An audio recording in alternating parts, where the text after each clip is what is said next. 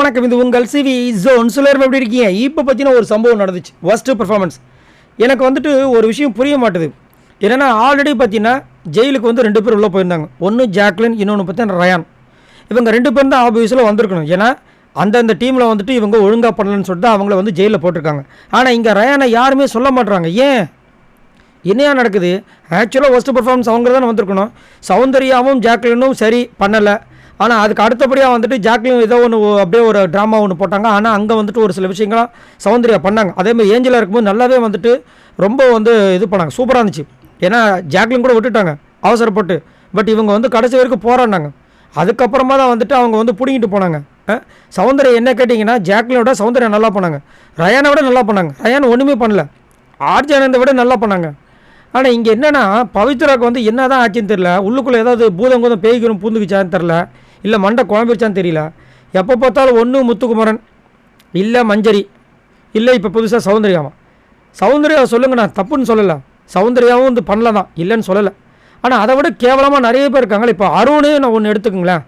என்ன கிழிச்சார். சும்மா வந்து காமெடியாக வந்துட்டு விஜய் விஷால் வந்து கலாய்ச்சிட்டு இருந்தார். ரஞ்சித் என்ன பண்ணார்? அவரை தூக்கி பெஸ்ட்டு பர்ஃபார்மன்ஸ் தான் போட்டு வச்சுருக்கீங்க. ஆர்ஜானந்த் என்ன பண்ணாங்க? என்னையா நடக்குது? இன்னைக்கு தெரிஞ்சு தான் பண்ணுறீங்களா, தெரியாமல் பண்ணீங்க? எனக்கு சத்தியமாக புரியல. சத்தியாலாம் ஒன்றுமே பண்ணலை. இதில் வந்து சௌந்தர்யாவை சொல்கிறாங்க. சௌந்தர்யாவுக்கு என்ன சொல்கிறாங்கன்னா ஜாக்லினாச்சும் ஏதோ ட்ரை பண்ணாங்களாம். பட் இவங்க எதுவுமே பண்ணலையா.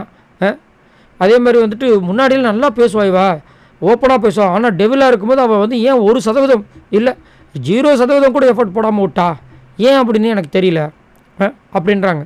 சரி, எல்லாருமே சேர்ந்து ஏன் பவித்ராவை சொல்லவே இல்லைன்னு எனக்கு ஒன்றுமே புரியல. பவித்ரா 2 வேஸ்ட்டு, 2 மொக்க வாங்கினாங்க. ஆனால் அந்த ஏஞ்சலாக இருக்கும்போது கொஞ்சம் டஃப்பாக கொடுத்தாங்க. அதனால் கொஞ்சம் அவங்கள விட்டுலாம் வச்சுக்கிங்களேன். மற்றபடி நான் மேலே இந்த லிஸ்ட்டில் சொன்னேன். ரயான் பெருசாக பண்ணல, ஜாக்லின் 2 சொதப்பல், சௌந்தர்யாவும் ஓரளவுக்கு சொதப்பல் தான். ஆனால் வந்துட்டு ஏஞ்சலா வந்து இவங்க எப்படி எஃபர்ட் போட்டாங்களோ அதில் பாதி எஃபர்ட் போட்டாங்க. விஜய் விஷாலாம் சுத்தம் அவரையும் யாரும் நெருங்கலை. இவர் டெவலப் ஆனதுக்கப்புறம் யாரையும் நெருங்கலை. தீபக்லாம் வந்து Vijay Vishal A for apple, B for bubbly மாஸ்ன்னு கொடுத்துட்ருக்காரு. இதெல்லாம் பனிஷ்மெண்ட். இதெல்லாம் சத்யா அதுக்கு மேலே. அன்ஷிதா வந்துட்டு அவங்களே வந்துட்டு ஆக்ரோஷமாக கத்தி அதை ஒரு ஆர்ப்பாட்டமாக பண்ணால் அதுக்கு பேர் பர்ஃபார்மன்ஸ். அவங்கள யாருமே சொல்லவே இல்லை. ஆர்ஜானந்தி ஒருத்தவங்க பின்னாடியே வந்துட்டு அன்ஷிதா பின்னாடியே ஒளிஞ்சிட்டு தாங்க. ஏஞ்சலாக இருக்கும்போது டெவிலாக இருக்கும்போது மற்றவங்க கலாய்க்கிறதுல yes he is correct, yes she is கரெக்ட்னு சொல்லிட்டு இருந்தாங்க. அவங்களையும் யாரும் சொல்ல மாட்டீங்க. ஆனால் போங்க, நீங்களும் உங்கள் ஒஸ்ட்டு பர்ஃபார்மன்ஸ் சொன்ன மாதிரி இருந்துச்சு. ஏன் இப்போ பவித்ரா வந்து வர வந்துட்டு கரெக்டாக அந்த தேர்ந்தெடுக்கிற விஷயங்களை ரொம்ப மொக்க பண்ணுறாங்கன்னு மறக்காமல் கமெண்ட்ஸ் பண்ணுங்கள். பாய் நண்பரில்.